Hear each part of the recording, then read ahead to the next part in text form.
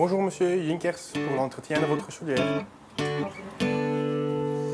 Ça c'est une chaudière à condensation de Jinkers. On va faire l'entretien là-dessus. On va d'abord démonter le ventilateur pour nettoyer l'échangeur et le brûleur. On va remplacer le joint qui est entre le ventilateur et l'échangeur.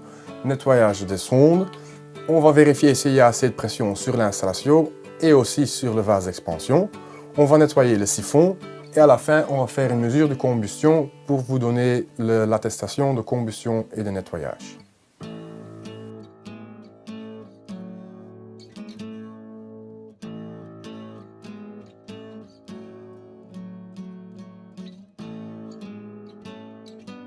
Le joint entre l'extracteur et l'échangeur de chaleur qui protège le set d'électrodes doit toujours être remplacé.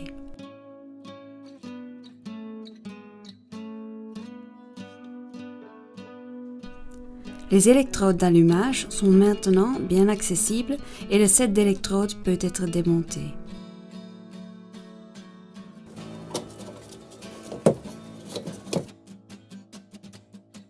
Le joint doit toujours être remplacé. Le brûleur est démonté. Par après, le technicien le nettoie avec de l'air comprimé. Ensuite, les deux gaines qui se trouvent à l'intérieur de l'échangeur sont démontées afin de pouvoir nettoyer l'échangeur.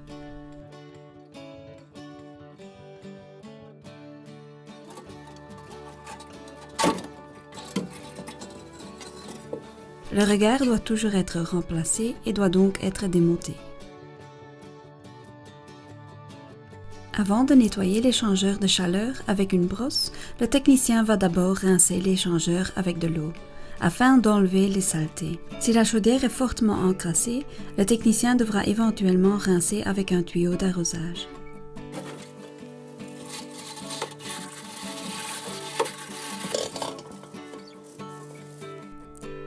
Après le nettoyage avec la brosse, l'échangeur est de nouveau rincé pour enlever les saletés résiduelles. Après nettoyage de l'échangeur, le technicien peut enlever le clapet dans le fond de l'échangeur pour contrôler visuellement s'il ne reste plus de résidus dans l'échangeur. Le technicien nettoie ensuite les gaines et vérifie si le ressort est encore assez souple.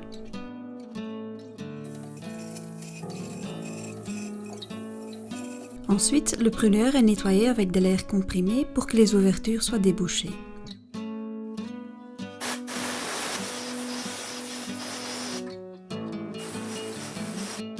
Après nettoyage de l'échangeur, des deux gaines et du brûleur, tous les composants sont remontés.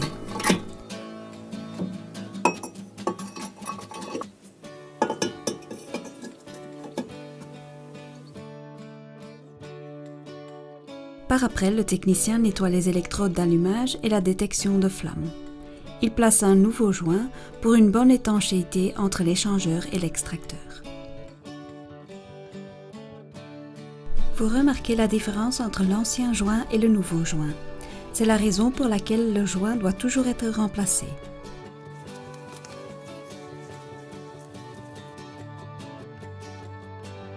Le joint est placé sur l'échangeur de chaleur. L'extracteur est remonté.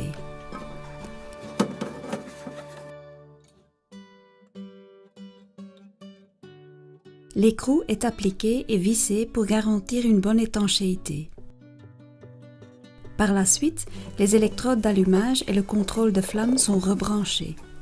La sonde NTC et la sécurité contre la surchauffe sont installées et l'extracteur peut être branché électriquement.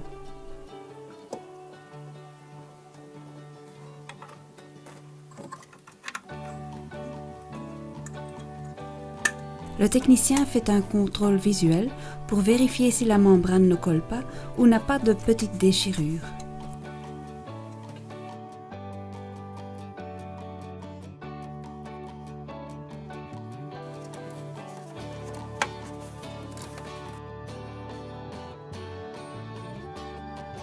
Pour terminer le nettoyage, il ne reste qu'à nettoyer le siphon.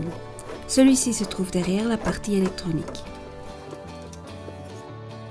Après démontage, le siphon est rincé pour enlever les crasses qui ont été enlevées de l'échangeur.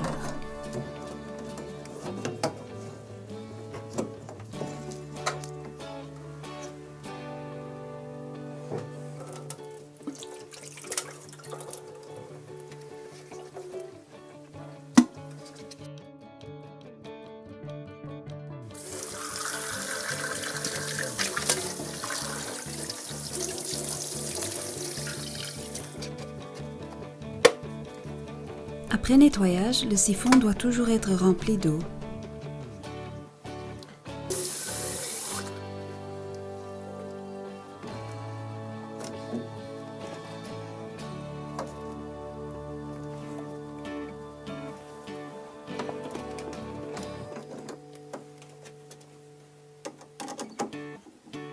Le dernier contrôle à faire est celui du vase d'expansion, pour vérifier s'il y a assez de pression sur le vase.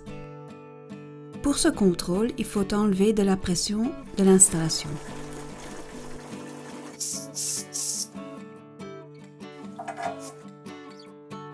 La pression est de 1 bar, ce qui suffit pour le vase d'expansion.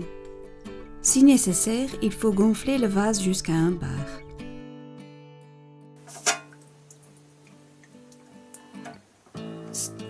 Après la vérification du vase d'expansion, on va remettre de la pression dans l'installation.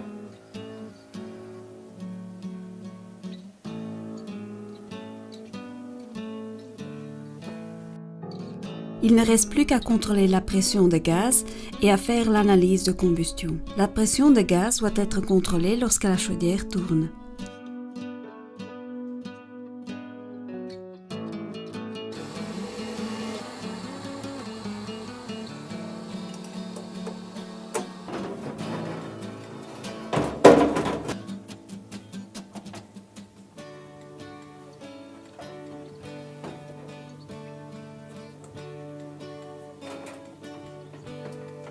La chaudière doit tourner à puissance maximale pour pouvoir faire l'analyse de combustion.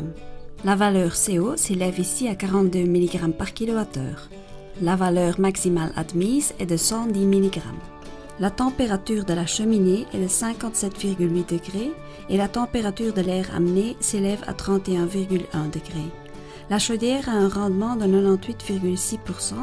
La valeur minimale admise est de 90%.